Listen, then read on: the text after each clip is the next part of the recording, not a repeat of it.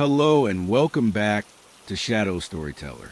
Before we begin tonight's tale, don't forget to hit the subscribe button, give this video a like, and share your thoughts in the comments below. Your support helps keep these bedtime stories alive, and there are many more waiting for you here.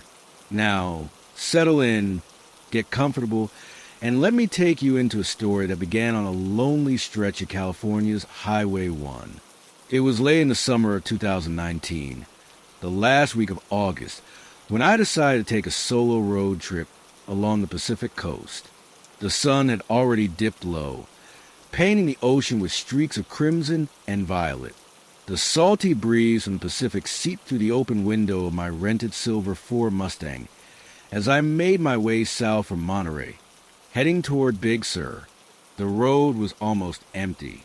Only the distant hum of tires against the winding asphalt kept me company, along with the muffled sound of an old Fleetwood Mac track playing on the car stereo. The cliffs on my left fell steeply into the ocean, and the rhythmic crash of the waves was carried upward by the wind. On my right, tall pines stood in shadows, leaning toward the fading light. It was at mile marker 54, somewhere between Carmel Highlands and Bixby Bridge, that I first saw him. A lone figure stood by the roadside, half hidden in the dusk. He had a backpack slung over one shoulder, a faded green jacket, and his thumb extended in that universal signal for a ride. For a moment, I hesitated. Every story I'd ever read about hitchhikers came rushing to mind, both the kind that ended in adventure and the kind that ended in tragedy. But the road was lonely, and something about the man's posture seemed weary, not threatening.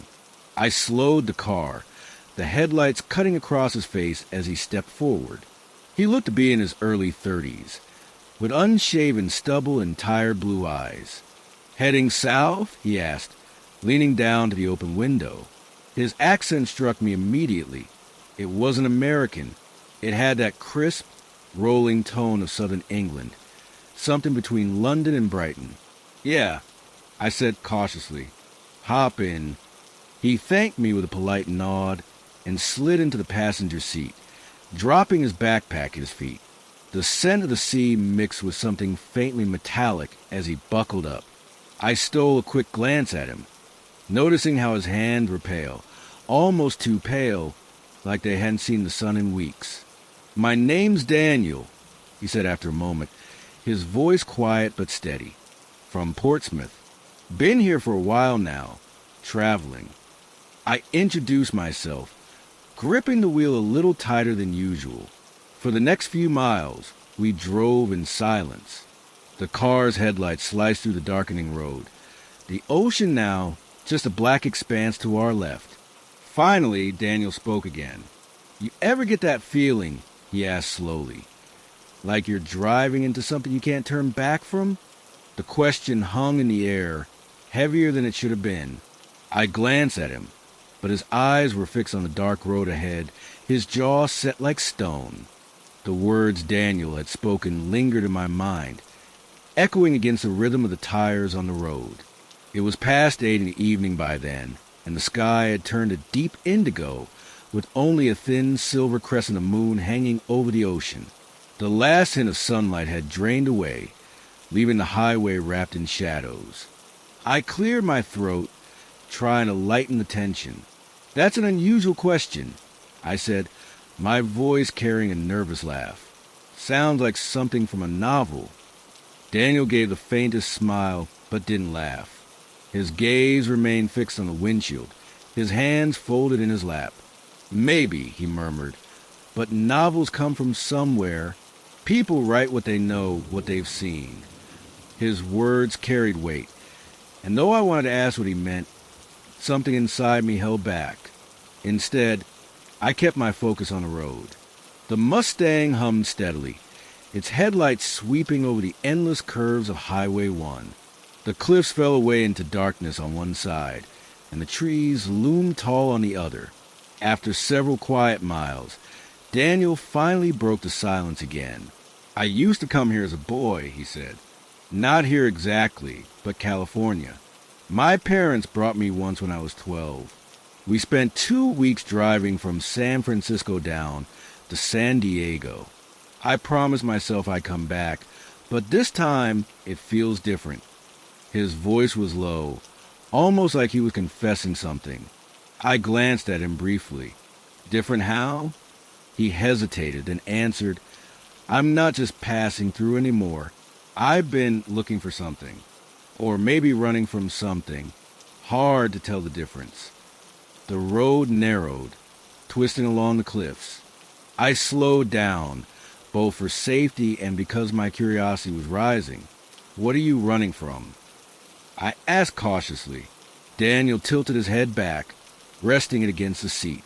The dim light from the dashboard caught his features.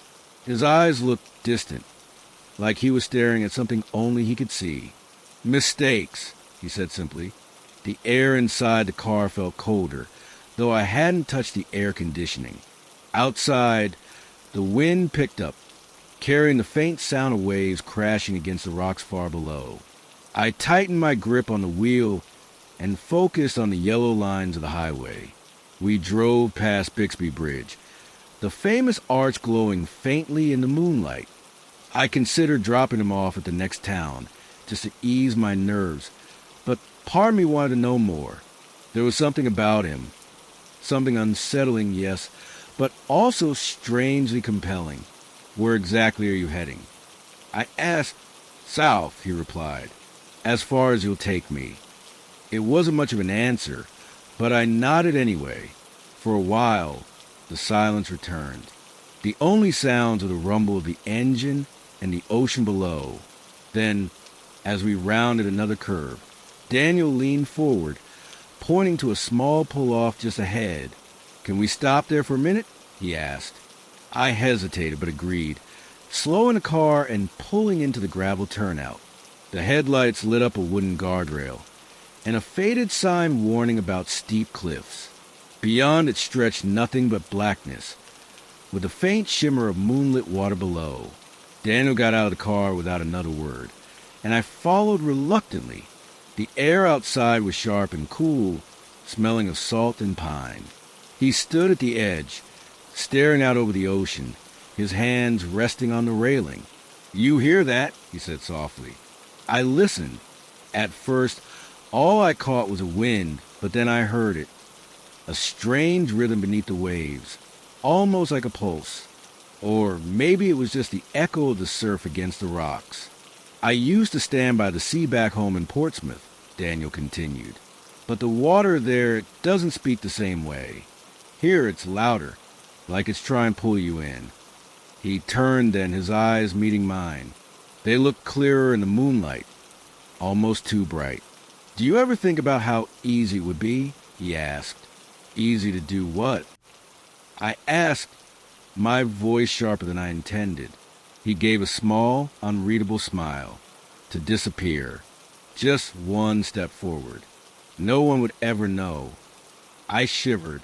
The sound of the waves below suddenly felt menacing, like they were waiting for something or someone. I forced a laugh, though it came out hollow. That's a bit dark, don't you think? Daniel shrugged, still holding that strange half-smile. Dark, maybe, but honest. For a long moment, neither of us moved. The only sound was the sea. Then he turned back toward the car. We should keep going, he said.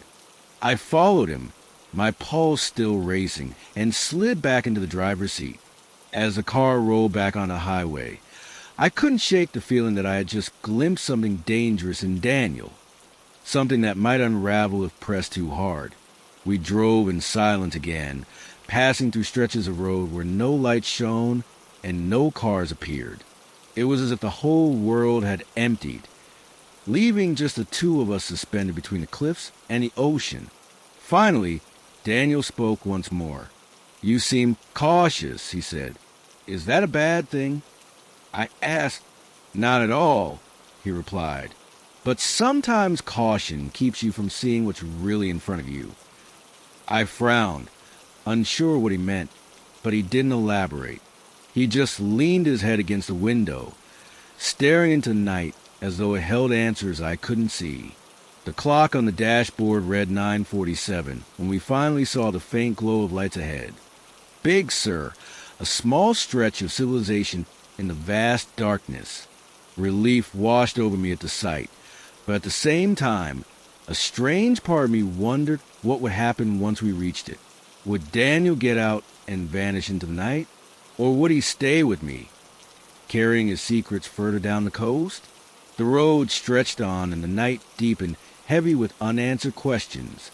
The lights of Big Sur came into view like a promise of safety, scattered across the darkened cliffs like distant lanterns.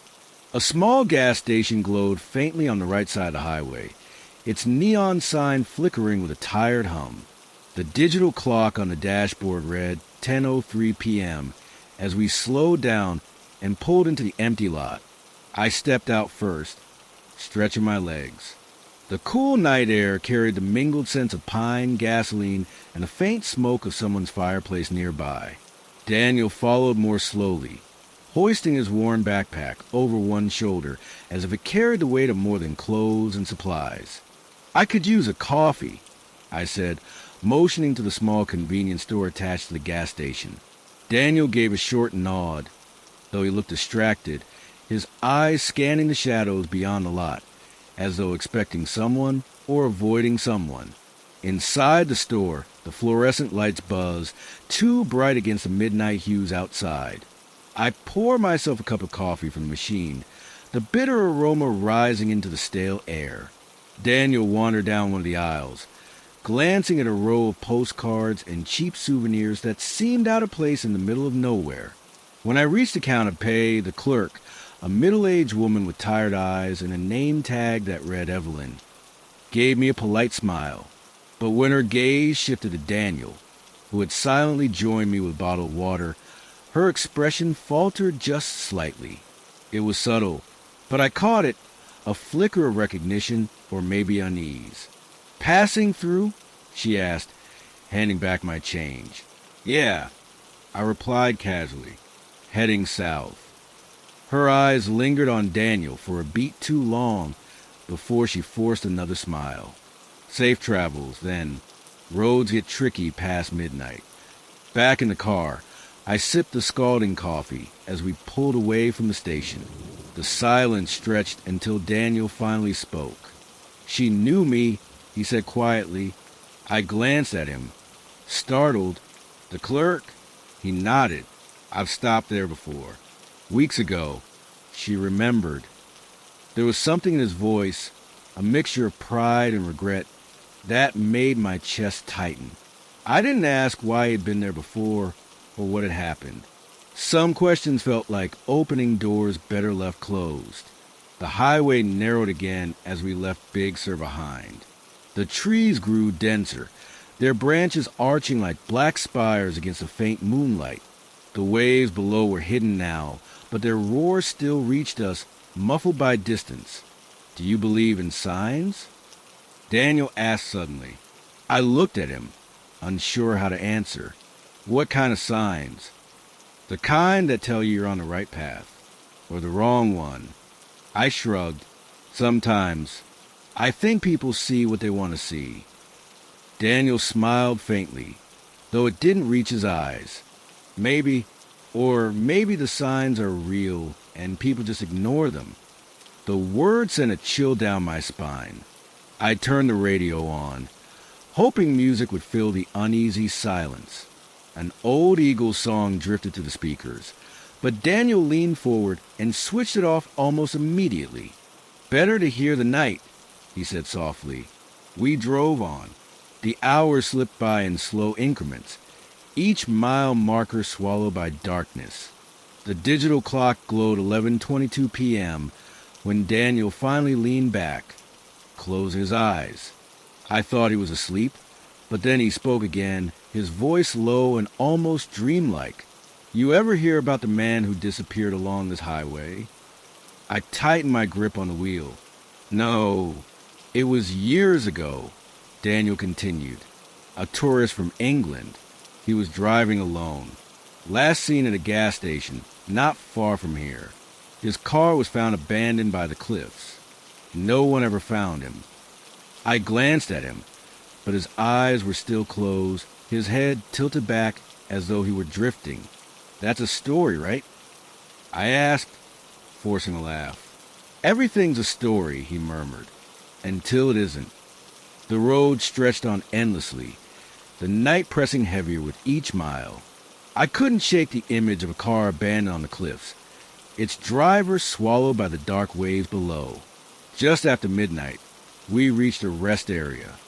I pulled over, partly to use a restroom, partly to give myself a moment away from Daniel's cryptic presence. The place was deserted, lit only by a pair of dim sodium lamps that cast long, eerie shadows across the pavement. "I'll be a minute," I said, stepping out. Daniel stayed in the car, his face unreadable in the glow of the dashboard. Inside the restroom, the cold tiles echoed with my footsteps.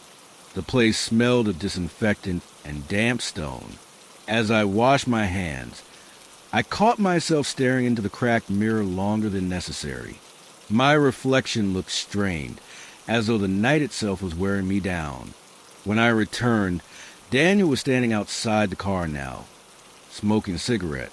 The ember glowed bright in the dark, then dimmed as he exhaled a thin stream of smoke into the cool air. "I thought you didn't smoke," I said, surprised. "I don't," he replied simply, dropping the cigarette and crushing it under his shoe. "Not usually." We climbed back in, and as the engine roared to life, I noticed something I hadn't before. His backpack, slumped against his legs, was slightly unzipped. Inside, I caught a glimpse of something metallic, maybe a flashlight, maybe something else. I forced my eyes back to the road, telling myself it didn't matter. The next stretch of highway was the darkest yet. No towns, no lights, only the occasional reflective sign flashing back at us. The car's beams carved out a narrow tunnel of visibility, and beyond it, nothing. "Do you trust me?" Daniel asked suddenly. The question hit harder than I expected. My throat tightened. "Why would you ask that?" He turned to me then, his blue eyes sharp and searching. "Because trust is everything out here. On a road like this, at a time like this, with someone you barely know, it matters." I swallowed, my fingers stiff on the wheel. "I picked you up, didn't I?" Daniel nodded slowly, then leaned back again, but I could feel his gaze lingering even as he turned toward the window. Minutes stretched into miles. The clock now read 12:47 a.m. My eyelids felt heavy, but my nerves kept me alert. Daniel had grown silent, his breathing steady, as though he had finally drifted to sleep. Yet I couldn't shake the tension from my shoulders. And then, without warning, he spoke again. "Don't miss the next turn. You'll regret it if you do."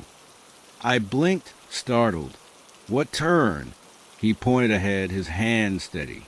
And sure enough, just as he said, a narrow road appeared on the right, barely visible in the headlights. I slowed the car, my pulse quickening. Why would I take that road? Daniel's eyes met mine in the dim glow of the dashboard. Because that's where the story changes. The words hung in the air like a challenge, daring me to choose. The main highway stretched straight ahead, safe and predictable. But that narrow road, swallowed by shadows, waited on the right, unknown, unexplained. The car's engine hummed, the decision hanging heavy in the night. The Mustang's headlights cast their beam across the asphalt, splitting the night in two. On the right, the narrow road that Daniel had pointed to waited in silence, swallowed by the trees. Straight ahead, the Pacific Coast Highway stretched on, wide and familiar, a path I could trust. My knuckles tightened on the steering wheel. The digital clock on the dashboard read 12:53 a.m. The choice felt heavier than it should have, as though the air itself was pressing down on me, urging me toward a decision I wasn't ready to make. Daniel leaned slightly toward me, his voice calm but insistent. "Turn here. Just trust me." My heart pounded. I glanced at him, his face pale in the dim light. His blue eyes held something unreadable, part conviction, part desperation, against my better judgment. I slowed down and flicked the wheel to the right. The tires crunched over gravel as the car left the smooth highway and entered the narrow road. The darkness here was deeper. The trees closing in on both sides, their branches interlacing above us like skeletal fingers. The ocean's roar faded into the distance, replaced by the whisper of wind threading through the pines. The road was barely wide enough for one car, its edges crumbling into shadow. "Where does this go?"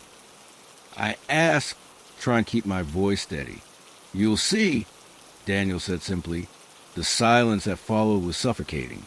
Each bend in the road revealed nothing but more darkness, the Mustang's headlights struggling against it. I kept my speed low, nerves on edge, every muscle tense.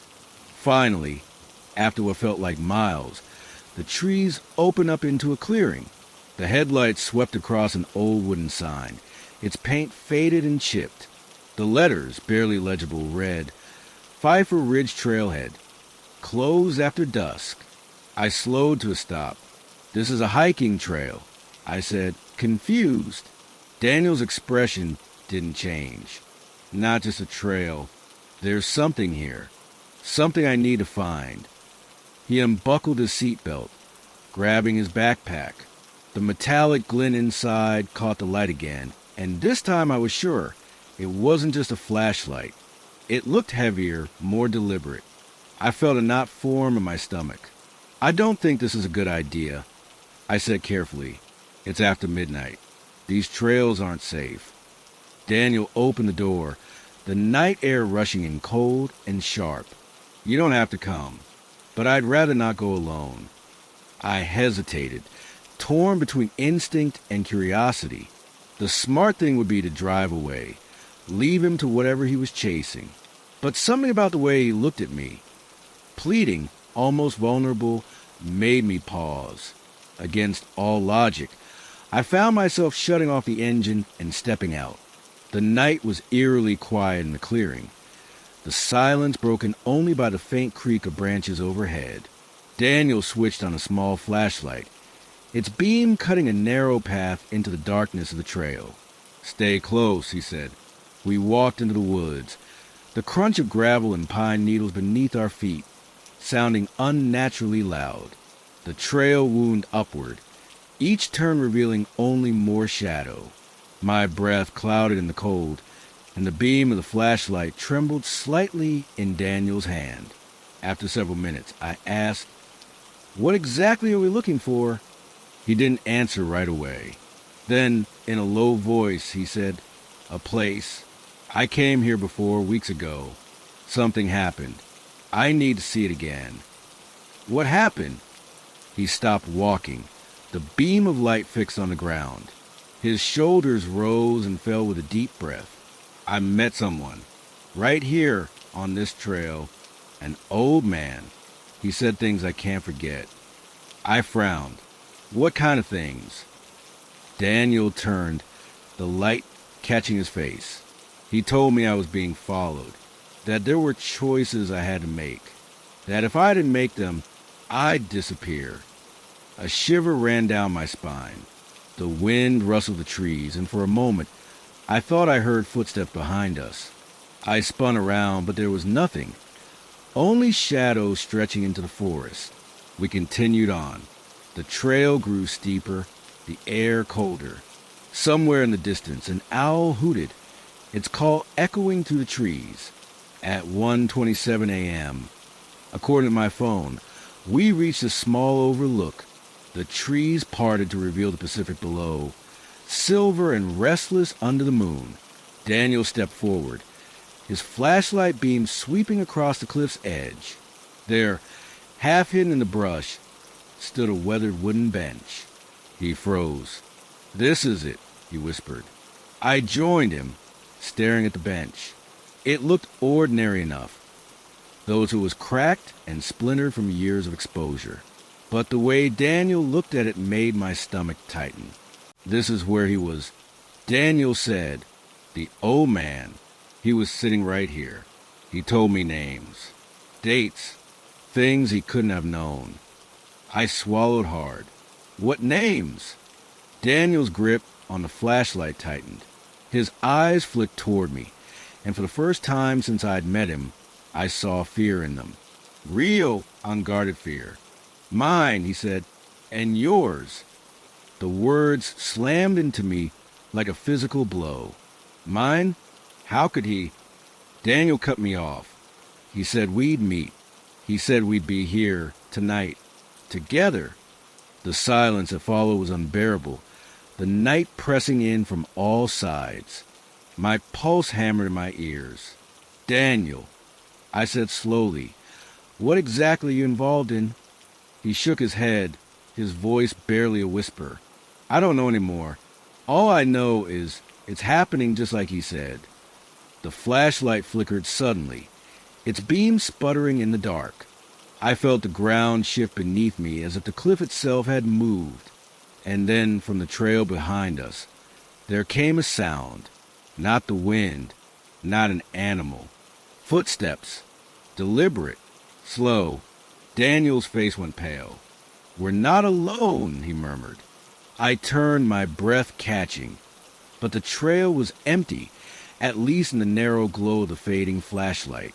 Beyond it, the forest loomed, impenetrable and black. The footsteps grew closer. And in that moment, I realized the old man's warning, whether real or imagined, wasn't just a story Daniel had invented. Something was here with us in the middle of the night, on a forgotten trail above the ocean. The footsteps on the trail grew louder, crunching steadily over gravel and pine needles. Each sound seemed amplified in the silence of the night. Daniel's flashlight flickered once more, then steadied, casting a trembling cone of light back down the path we had taken. But there was nothing. No figure, no shadow, no hint of who or what might be there. I felt my mouth go dry. There's someone out there, I whispered. Daniel's jaw tightened.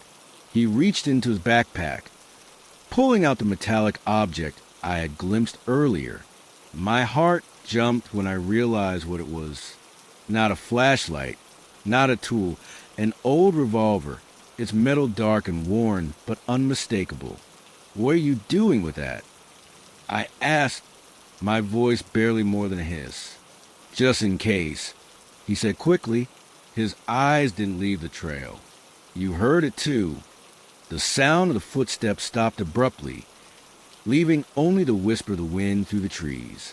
That silence was worse than the noise itself, as if whoever or whatever was there had frozen in place, waiting. We stood like statues, the beam of the flashlight aimed steadily at the shadows. My pulse hammered against my ribs. After what felt like an eternity, Daniel lowered the gun slightly. They want us to move, he muttered. I stared at him. They... What are you talking about? His eyes darted toward me, wild and uncertain. The old man. He said they'd come. He said the road doesn't end here, it bends. I shook my head, trying to keep my voice steady. Daniel, listen to yourself.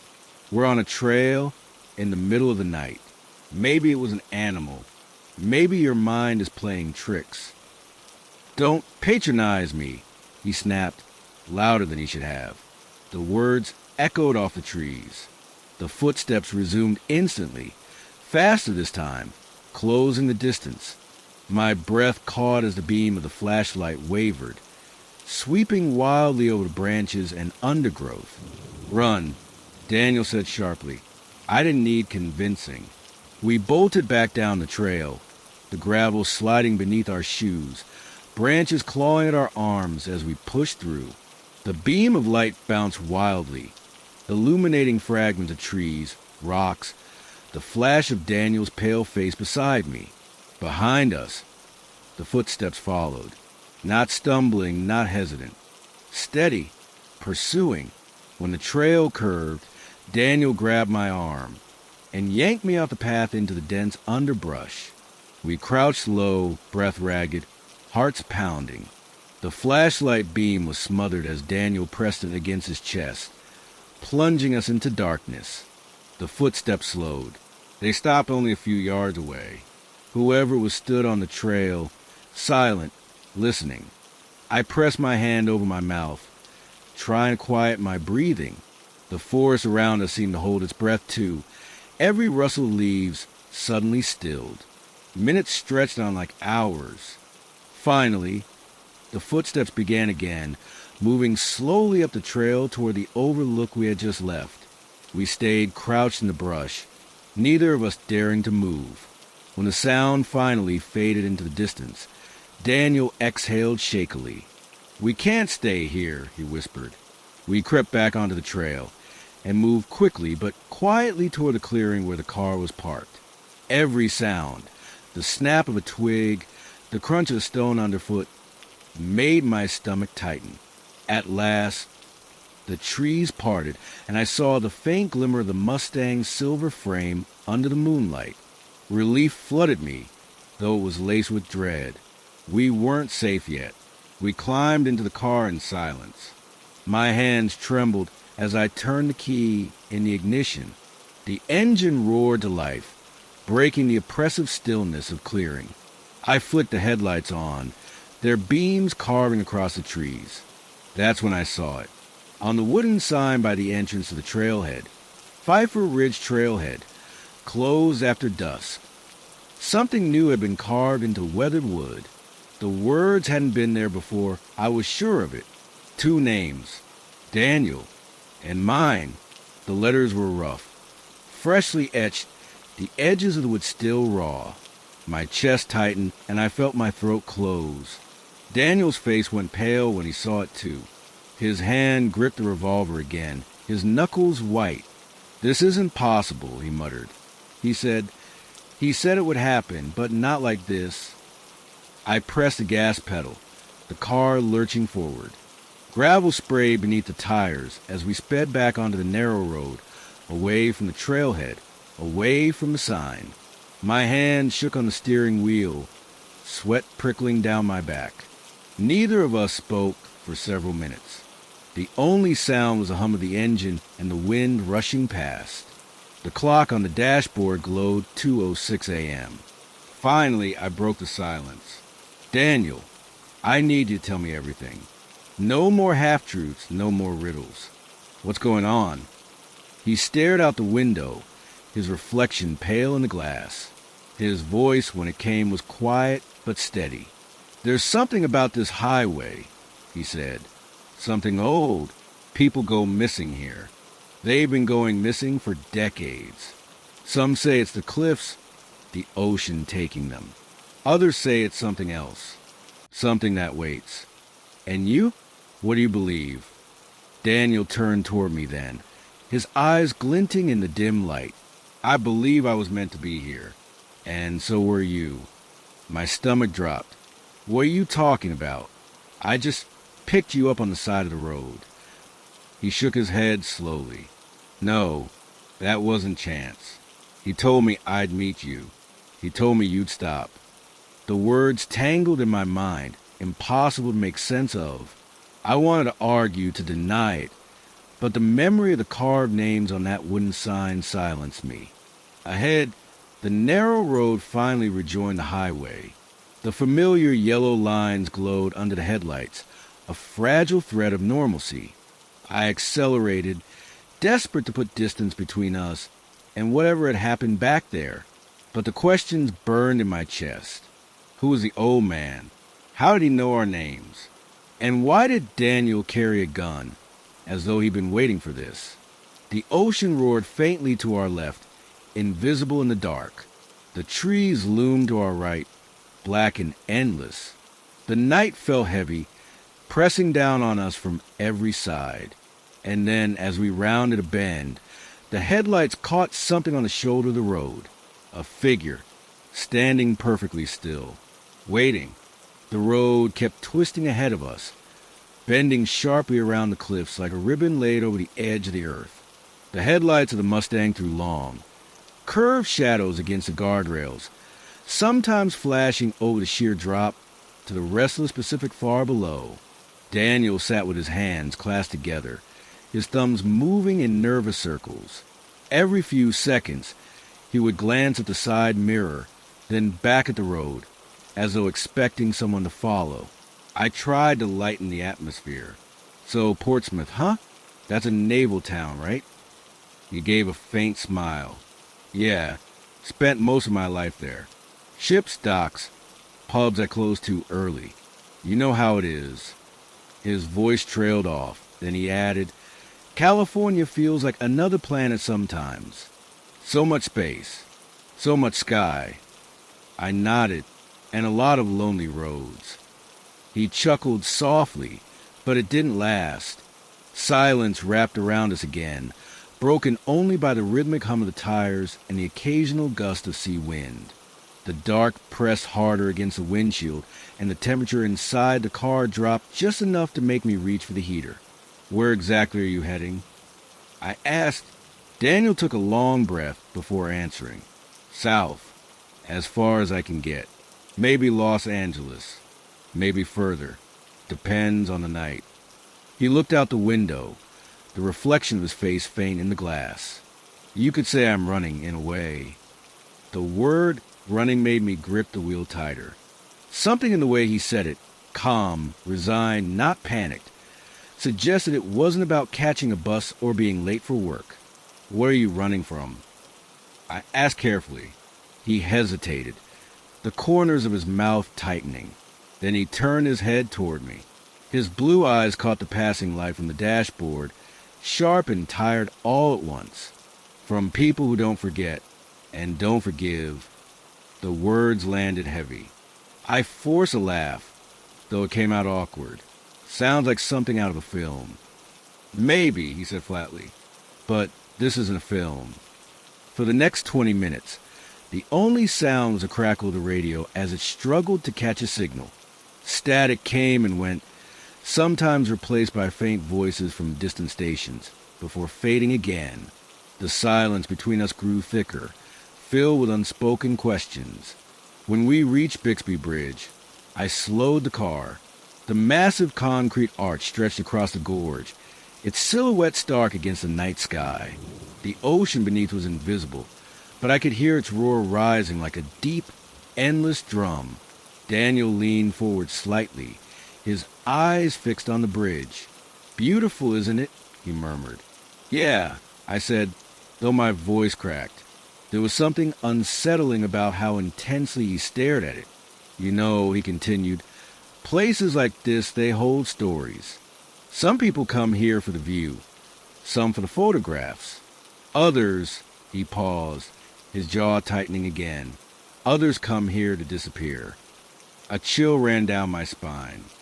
I pressed the accelerator a little harder, eager to get past the bridge and back onto safer ground. We drove on, the road narrowing again, the forest closing around us. The smell of pine mixed with the dampness of the ocean air. Every turn seemed sharper, every shadow darker. Daniel shifted in his seat, pulling his jacket tighter around him. Do you believe in fate? He asked suddenly. The question caught me off guard. I don't know, I admitted. Sometimes, maybe. Why? Because sometimes it feels like no matter what road you take, you end up where you were meant to be, even if you don't want to be there. He let out a quiet laugh, bitter and almost inaudible. I didn't want to be here in this country, but here I am, and now you've stopped for me. Maybe that's fate too. The way he said it made the small hairs on the back of my neck rise. I forced myself to focus on the road, but my heart was beating faster than it should. We reached a small pull-off, one of those scenic viewpoints overlooking the coast. Daniel shifted again. Could you stop here for a moment? He asked. I hesitated. It's dark. There's not much to see. I just need a minute, he said softly. Reluctantly, I slowed the car and pulled over. The headlights lit up a patch of gravel and a wooden guardrail. Beyond that, only darkness and the faint, distant crash of waves. Daniel opened the door and stepped out. I stayed behind the wheel, watching as he walked to the edge, his figure just a shadow against the night. He stood there motionless, staring out at the unseen ocean. Minutes passed. The wind whistled through the trees, and I could hear the faint rattle of the guardrail as the air pressed against it. Then, slowly, Daniel turned back toward the car. His face was unreadable in the dark, but when he climbed in again, his hands were trembling. "Sorry," he whispered. "Sometimes I just need to remind myself I'm still here." I didn't ask what he meant. Something told me I didn't want to know. We drove on. The night deepened, the road twisting endlessly. Daniel spoke less and less, his eyes half closed, until finally his head rested against the window. I thought he might have fallen asleep, but then I heard him whisper, barely audible, "If they find me, it won't matter how far I've come." My grip on the steering wheel tightened. Whoever they were, I didn't want to meet them. The road narrowed again, cutting deeper into the forest. My headlights flickered against tall trunks and winding branches that leaned overhead like skeletal arms. Daniel sat back, silent now, his face reflected faintly in the glass. I kept my eyes fixed on the yellow lines of the highway, each bend pulling me further from comfort. I wanted to ask what he meant by "if they find me," but the words stuck in my throat. There was a weight in the car now, heavier than his backpack, heavier than the silence. I swallowed and tried to focus on the sound of the engine. 10 more miles slipped by. Finally, a small roadside diner came into view, its neon sign buzzing in pale red letters. Coastline Cafe.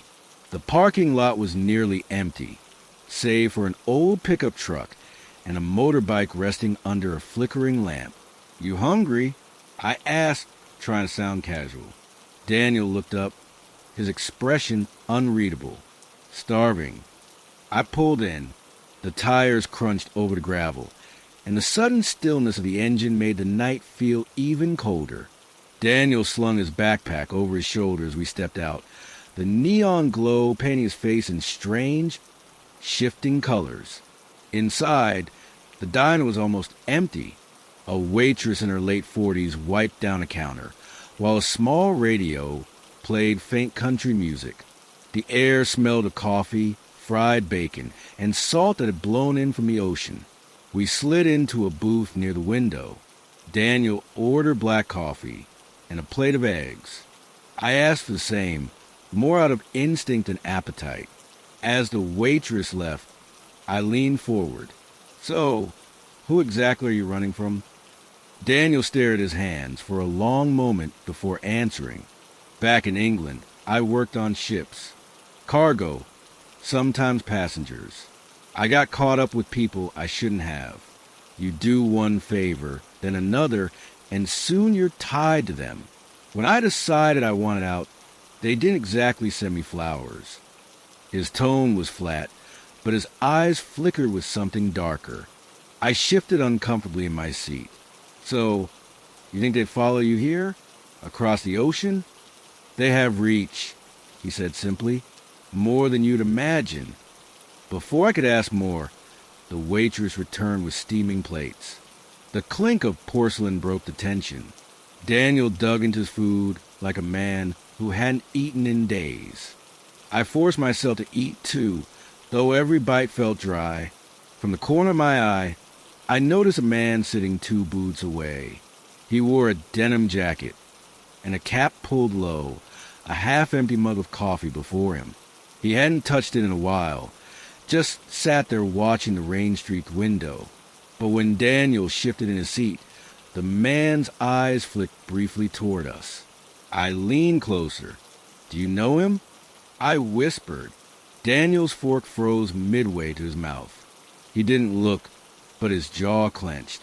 "Don't stare. Just eat." A tremor ran through me. The diner suddenly felt too small, the air too thin. I tried to swallow, but the food stuck in my throat. We finished quickly. Daniel tossed a few crumpled bills on the table, grabbed his backpack, and motioned for me to follow. Outside, the night air was sharper, cutting through the thin jacket I wore. Daniel's pace quickened toward the car. As I unlocked the doors, I risked one glance back. The man in the denim jacket had stepped outside, standing under the buzzing neon sign. He lit a cigarette, the glow briefly revealing a scar that ran across his cheek. His gaze followed us as we pulled away. For miles, neither of us spoke. The silence pressed harder than before. Finally, I said, "Daniel, who was that?" He closed his eyes, leaning back against the seat. "One of them. They're closer than I thought." A shiver ran down my arms. I gripped the wheel, my knuckles white. The road stretched endlessly before us, every shadow now hiding something, every set of headlights in the distance a threat. We drove until the gas gauge dipped low. A lonely station appeared at the junction of Highway 1 and a smaller road leading inland. The fluorescent lights buzzed overhead. As I pulled up to the pump, Daniel stepped out, scanning the horizon like a soldier on watch. The clerk inside was half asleep, a small TV flickering behind him. I paid for the gas, bought 2 bottles of water, and returned to the car. Daniel was still staring into the dark beyond the lot. "What if they catch up to you?" I asked quietly as I handed him a bottle. He unscrewed the cap, took a long drink, and then met my eyes. "Then it won't just be me in danger. You should have kept driving when you first saw me." His words sank deep, heavier than the night air. I wanted to argue, to tell him it wasn't fair to pull me into this. But the look in his eyes stopped me. He wasn't being cruel. He was being honest. We drove again, deeper into the night. The forest gave way to stretches of open coast, the moonlight silvering the waves far below. My eyelids grew heavy, but adrenaline kept me awake. Daniel finally spoke, his voice low. "I didn't mean for you to get involved. But now that you are, I need you to know. If we see them again, don't slow down. Don't stop. Just drive." The seriousness in his tone turned my blood cold. I nodded, my throat too dry for words. Somewhere after midnight, we passed a small motel, its sign buzzing faintly. Ocean Crest Lodge. Daniel tapped the window. "Let's stop here, just for a few hours." I pulled in, the gravel crunching beneath the tires.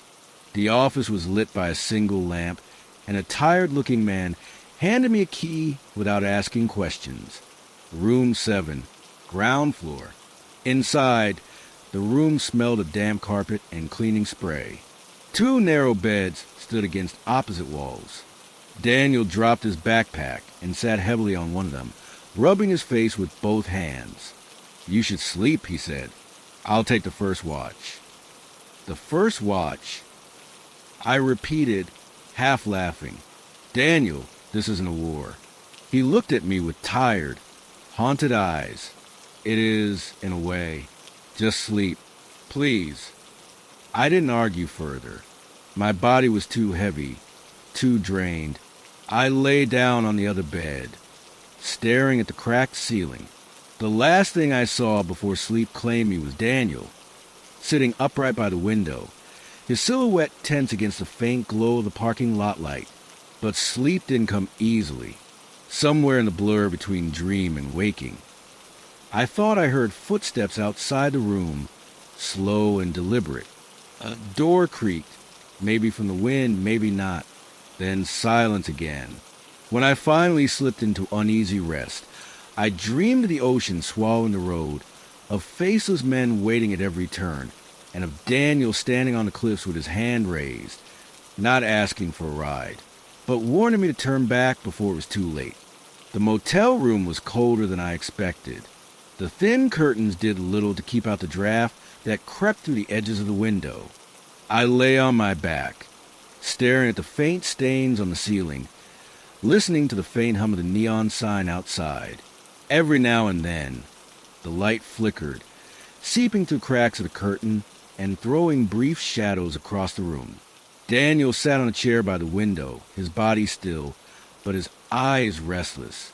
I could hear the soft creak of the wood every time he shifted his weight slightly. He hadn't spoken since we checked in, and I hadn't dared to ask what exactly he was watching for. I must have drifted in and out of shallow sleep, because the next time I opened my eyes, the digital clock on the nightstand glowed to 17 a.m. The room was silent, almost too silent. I turned my head toward the window. Daniel was still there, sitting upright, his shoulders tense. His profile was faintly illuminated by the orange light outside, and I could see the sharp lines of worry etched into his face. Then I heard it, a sound so subtle I might have dismissed it, if not for the way Daniel's head jerked toward the door. Footsteps, slow, deliberate, crunching against the gravel outside the room. My breath caught in my throat. Daniel raised a finger to his lips, signaling me to stay quiet. He leaned forward slightly, his hand resting on the strap of his backpack, as if ready to grab it at any second. The footsteps stopped right outside our door. For a long moment, there was nothing but silence. Then came the faint metallic sound of someone testing the doorknob. My pulse quickened, every beat echoing in my ears. The knob rattled once, then again, harder this time. Daniel rose from the chair, silent as a shadow, and motioned for me to stay on the bed. He crouched near the door, his ear close to the frame. The rattling stopped, followed by another long stretch of silence. I dared to breathe again, shallow and quick. Daniel pressed his hand against the door, as though trying to sense if someone was still there. After what felt like an eternity, the crunch of gravel moved away, footsteps fading slowly into the night. Daniel remained crouched by the door, listening intently, his body rigid. Finally, he exhaled and stood up, moving back to the chair. He didn't say a word. Neither did I. The silence between us was heavier now, charged with the unspoken knowledge that someone had been there, and they hadn't come by accident. When the first light of dawn crept through the thin curtains, painting the walls with a pale glow, Daniel finally spoke. His voice was low, almost a whisper. "They know." I pushed myself up on the bed, my throat dry. "Know what?" "That I'm here, that I'm with you." His eyes met mine, weary but certain. "We can't stay any longer." I wanted to argue, to demand answers, but the memory of the doorknob rattling was enough to silence me. I nodded slowly. We packed quickly. Daniel carried his backpack as though it weighed nothing, though I could see the strain in his movements. Outside, the motel parking lot was nearly empty, save for our car and the same old pickup truck from the night before. The air was damp and smelled of salt. We climbed into the Mustang and I started the engine. Daniel scanned the lot carefully, his gaze lingering on the corners where shadows still clung. Only when we were back on Highway 1, the motel shrinking in the rear-view mirror, did he allow himself to relax slightly. Was it the man from the diner? I asked after a long silence. "Could be," Daniel replied. "Or one of the others. Doesn't matter. They're closing in." The morning unfolded slowly, the coastline shrouded in mist. The road felt narrower, the turns sharper, as though the land itself conspired to keep us from escaping. Daniel spoke little, only offering short directions when I hesitated at a junction. I could feel the weight of his secrets pressing against the thin air between us. At a small town near the edge of the cliffs, we stopped for fuel and coffee. The streets were quiet, lined with pastel-painted shops that hadn't opened yet. The gas station attendant gave us a curious glance but said nothing. Daniel stayed in the car, his hood pulled low, watching the road as if expecting someone to appear at any moment. Back on the highway, he finally spoke again. "You don't have to go further with me. You could turn back. Pretend you never picked me up." I gripped the wheel tighter. "It's too late for that, isn't it?" His eyes flickered with something unreadable, gratitude, maybe, or regret. "Yeah," he said quietly. "It is." Hours passed. The sun climbed higher, burning away the mist, revealing the endless expanse of Pacific glittering below. Despite the beauty of the view, my stomach twisted with unease. Every passing car felt like a threat, every figure on the roadside like a watcher. Around midday, Daniel asked me to pull into a rest stop. The place was nearly deserted, save for a family with two young children playing near the picnic tables. Daniel sat on a bench, staring at the horizon, while I walked to the vending machine to grab some snacks. When I returned, he was still staring, his jaw tight. "I used to think running would solve everything," he said quietly, not looking at me. "Different country, different name, new start. But you can't outrun shadows. They follow. Always." I sat beside him, unsure of what to say. The sound of the children's laughter carried across the lot, strangely out of place against the heaviness of his words. "Do you regret leaving?" I asked softly.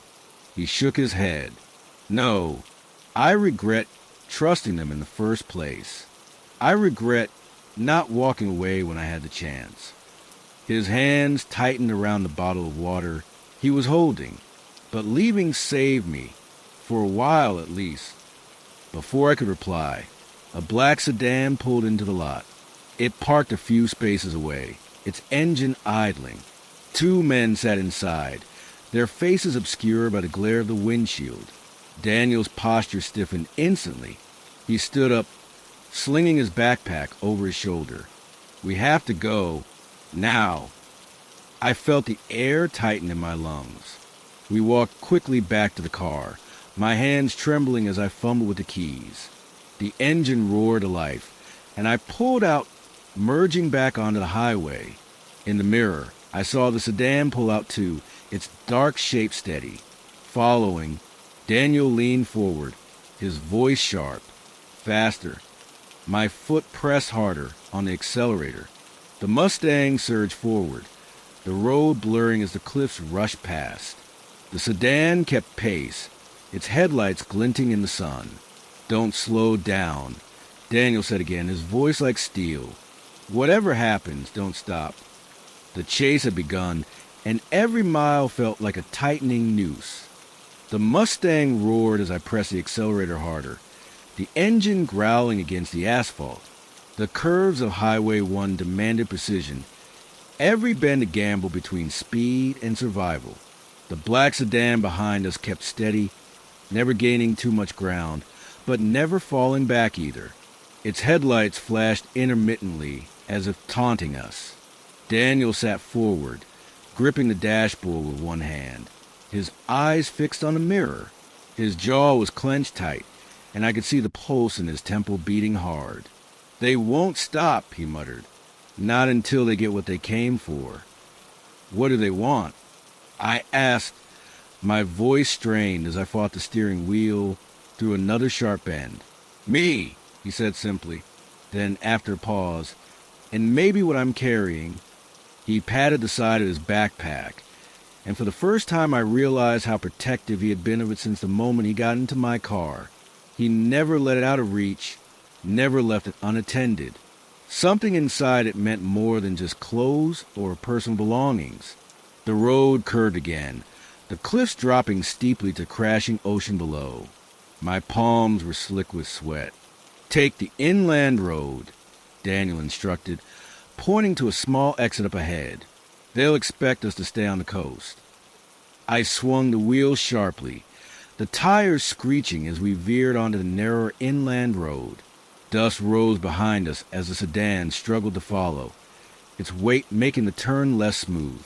We gained a small lead, the trees now swallowing us as the road climbed into the hills. After several miles, the sedan was no longer visible in the mirror. I eased the speed slightly, my chest burning with every breath. "Keep going," Daniel urged. "They'll try to cut us off further ahead. We need to disappear." We drove for nearly an hour, the winding road leading us deeper into the wooded hills. Finally, we reached a small town, no more than a cluster of houses, a diner, and a general store. Daniel told me to pull into a side street and park behind a row of abandoned sheds. We sat in silence for a while, the engine ticking as it cooled. My hands were still trembling from the chase. Daniel finally broke the silence. I didn't mean for you to get dragged into this, but now you've seen too much. If they catch me, they'll come after you too. I swallowed hard. You keep saying they? Who exactly are they? Daniel leaned back, his eyes closing briefly as though he was deciding how much to reveal. Back in Portsmouth, I worked cargo routes, not always legal. At first it was small jobs, smuggling electronics, avoiding tariffs. Then it escalated. Arms, documents, things that governments don't want moved. I was good at it. Too good. That's how I met them. The men in the sedan. They worked for a syndicate, not just in England, but across Europe and here as well. When I tried to walk away, they made it clear that nobody leaves clean.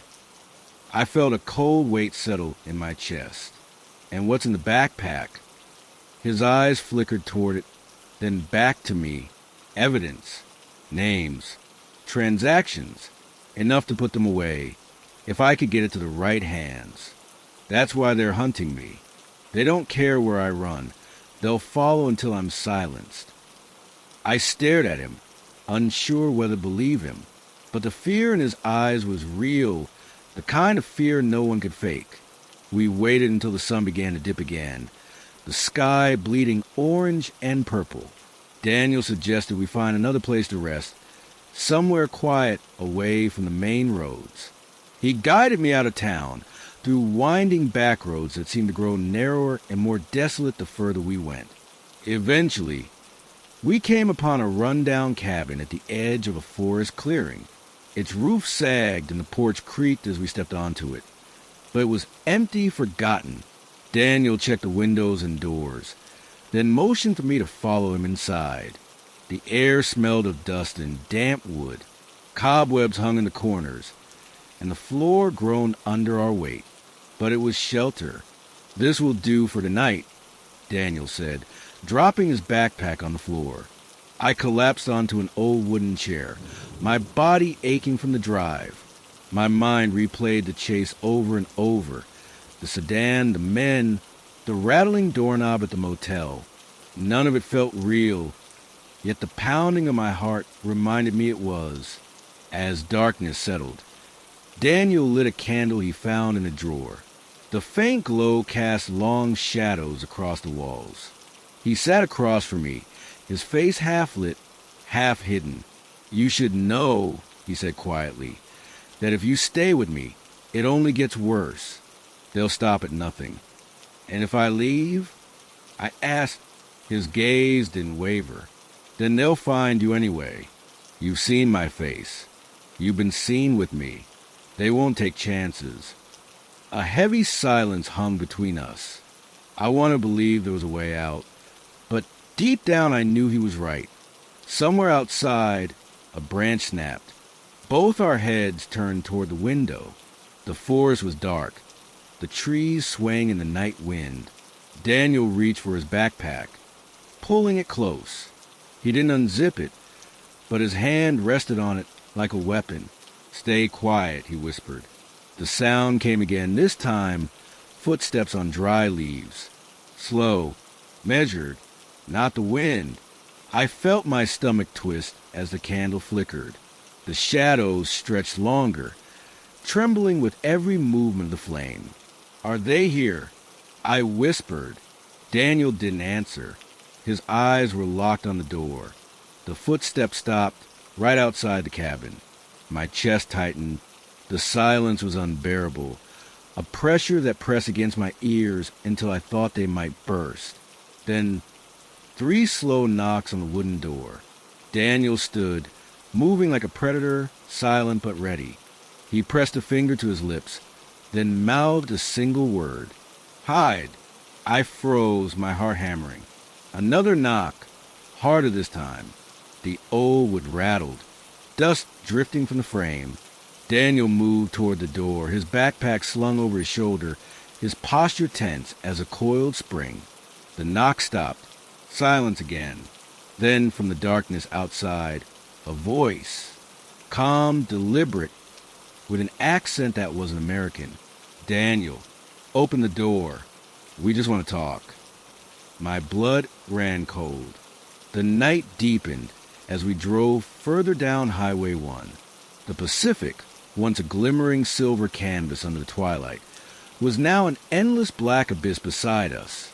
The Mustang's headlights carved two pale tunnels through the darkness, occasionally catching the glint of an animal's eyes along the roadside or the reflective marker of a sharp curve ahead. Daniel sat with his hands resting loosely on his lap, his posture calm, but his silence carried a strange weight. Every few minutes, I caught myself stealing glances at him, trying to read his expression. Sometimes he looked lost in thought. Sometimes his gaze seemed fixed on nothing, as if replaying memories only he could see. I decided to break the silence. So, Portsmouth, huh? What brings you all the way out to California? He took a while before answering. His accent, clear and deliberate, rolled in the quiet cabin. I was following someone. Not in a sinister way. Don't worry, he added with a slight smile when he saw my hands tighten around the wheel. She was important to me. An American girl. We met in Spain a few years back. Things ended, as they often do. But I thought maybe I could find her here. Foolish, maybe. There was a fragility in his words, like he had repeated this explanation many times. Perhaps to strangers, perhaps to himself. Did you? I asked. Daniel shook his head slowly. No, not yet. I thought I did once in San Francisco. But it wasn't her. He paused, his eyes catching the faint reflection of the dashboard lights. Funny thing is, I'm not even sure what I'd say to her if I did find her. Sometimes it's not about meeting them again, but about the journey you take looking for them.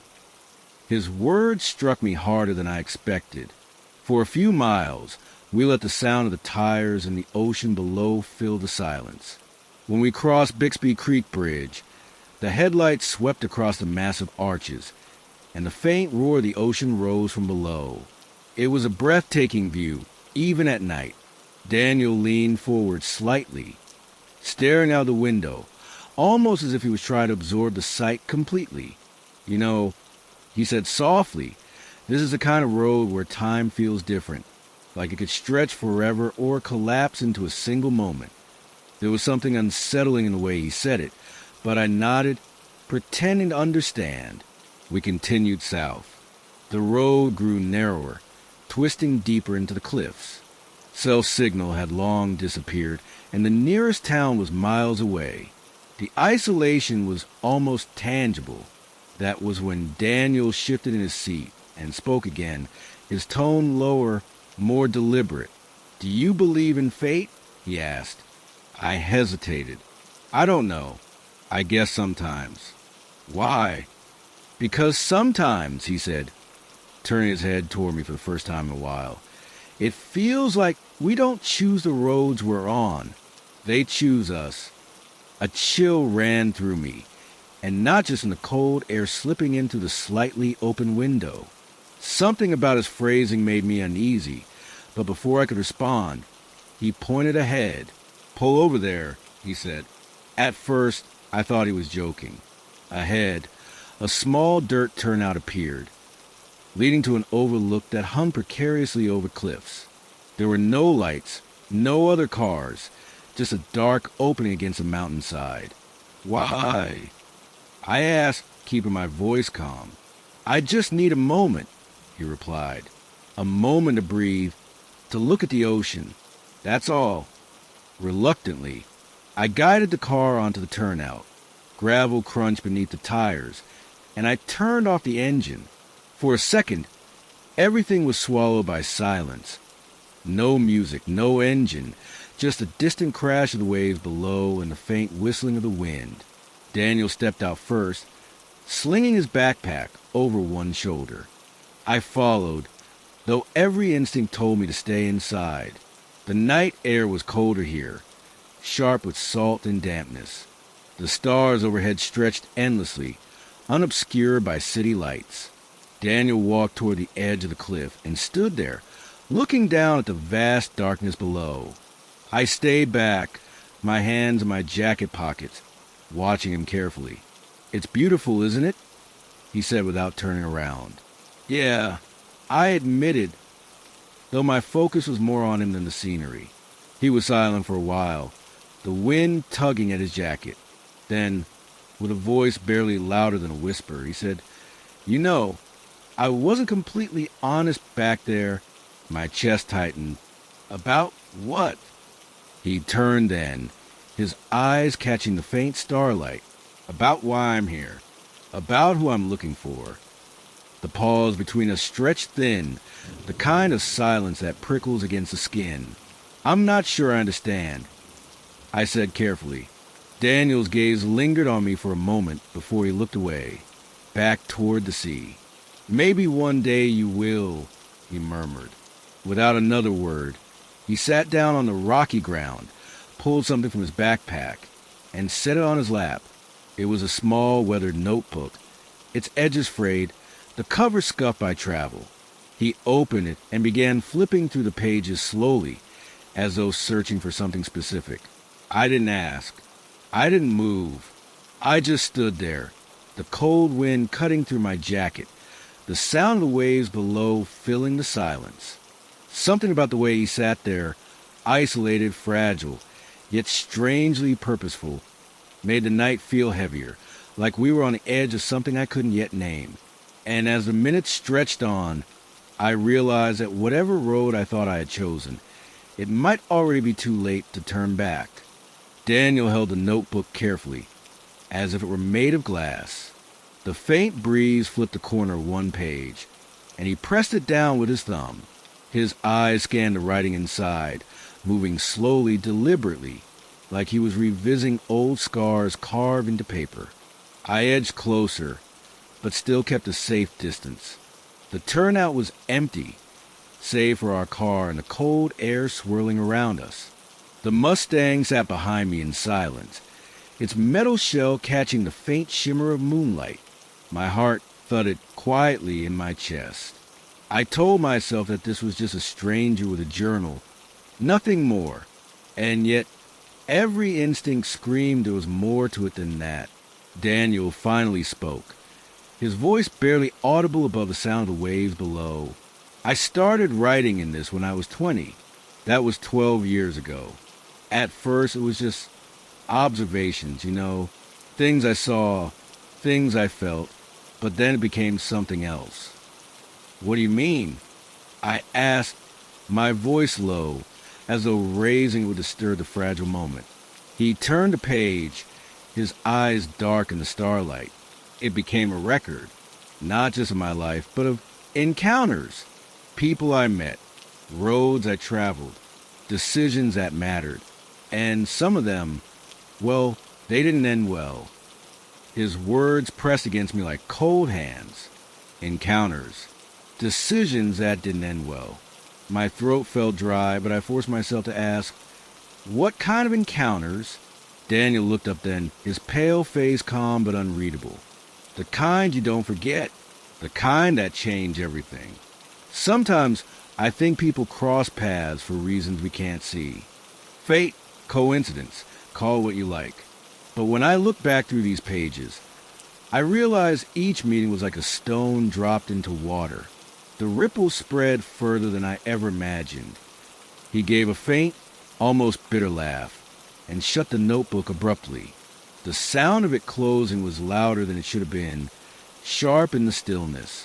He slid it back into his backpack and tightened the strap. I found myself asking the question before I could stop. "Am I in there?" Daniel's gaze fixed on me, steady and unblinking. For a moment, I thought he wouldn't answer. Then, slowly, he shook his head. "Not yet." Those two words clawed at my thoughts. Not yet. I tried to tell myself it was meaningless, but my body refused to believe it. Daniel stood and dusted off his jacket. We should get moving. The night's not getting younger. I hesitated, but nodded. We walked back to the car, the gravel crunching under our shoes. He slid into the passenger seat, as though nothing unusual had just happened. I started the engine, the Mustang's growl breaking the silence. Back on the highway, the curve seemed sharper, the shadows darker. Daniel leaned back against the seat, his eyes half closed. For a while, he didn't say anything, but then, as if to cut through my thoughts, he asked, "Do you dream often?" The question caught me off guard. Dreams? Sure, sometimes. What kind of dreams? He pressed. I shrugged. Normal ones, I guess. Random stuff. Why? Daniel tilted his head, his expression unreadable in the dim glow of the dashboard. Because I dream almost every night. And sometimes they come true, not in obvious ways, not like winning lottery numbers, but pieces, fragments, enough to feel like I've lived them before. The road bent sharply, and I gripped the wheel tighter.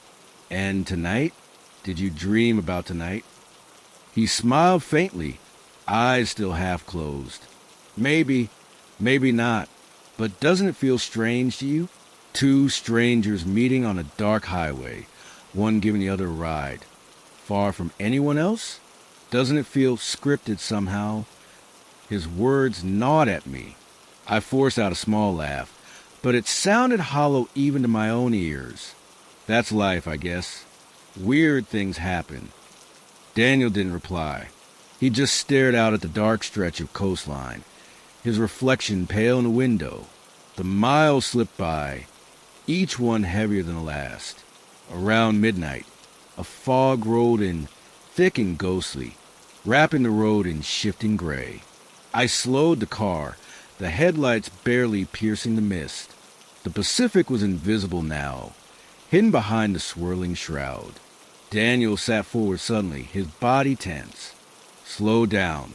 There's a pull-off coming. Stop there. I frowned. Another one? Why? Just do it, he said firmly, his tone sharper than before. I obeyed without thinking, easing the car onto a narrow turnout barely wide enough for the Mustang. The fog swirled around us like smoke. Daniel unbuckled his seatbelt and leaned closer to me. His voice dropped to a whisper. There's something I need to tell you. Something important. My pulse quickened. I glanced at him, but his expression was serious, almost grave. What is it? I asked. He looked straight into my eyes. The girl I told you about. The one I was looking for. She isn't who you think. She wasn't just someone I loved. She was someone I lost. And the truth is, he hesitated, his jaw tightening. She didn't just vanish. She died, right here, on this highway. The fog pressed closer against the windshield. My breath caught in my throat. What do you mean? Daniel leaned back, his gaze distant, lost in the gray haze outside. It was 3 years ago. A car accident, late at night. She was a passenger. I wasn't driving, but I was there. I survived. She didn't. Since then, I've been searching. Not for her exactly, but for something. A sign. A connection. Something to tell me it wasn't just meaningless. The weight of his confession filled the car like a suffocating fog. I didn't know what to say. And now, he continued softly, I wonder if meeting you here, if this is part of it, part of what I've been looking for. Silence. Only the softness of the fog against the windshield and the faint ticking of the cooling engine. I swallowed hard, my hands trembling slightly on the wheel. Daniel's presence suddenly felt both fragile and overwhelming, like standing too close to the storm. After a long pause, I found my voice. So what happens now? Daniel turned his head toward me, his eyes glinting in the dim light. That, he said slowly, depends on you. The words lingered in the air, heavy and uncertain, as if the night itself was holding its breath. And with the fog wrapping us in its silent shroud, I realized this journey was far from over. See, and so, that night on Highway 1 became more than just a memory. It was a turning point, a moment when a stranger stepped into my life, and left behind questions that still echo to this day. I never saw Daniel again after that journey, and maybe that was for the best. But sometimes when I close my eyes, I hear his words carried on the wind. Do you believe in fate? And on the darkest nights, when the road is empty and the fog rolls in from the ocean, I almost expect to see him there again, standing by the roadside, his thumb raised, as if the story was never truly finished.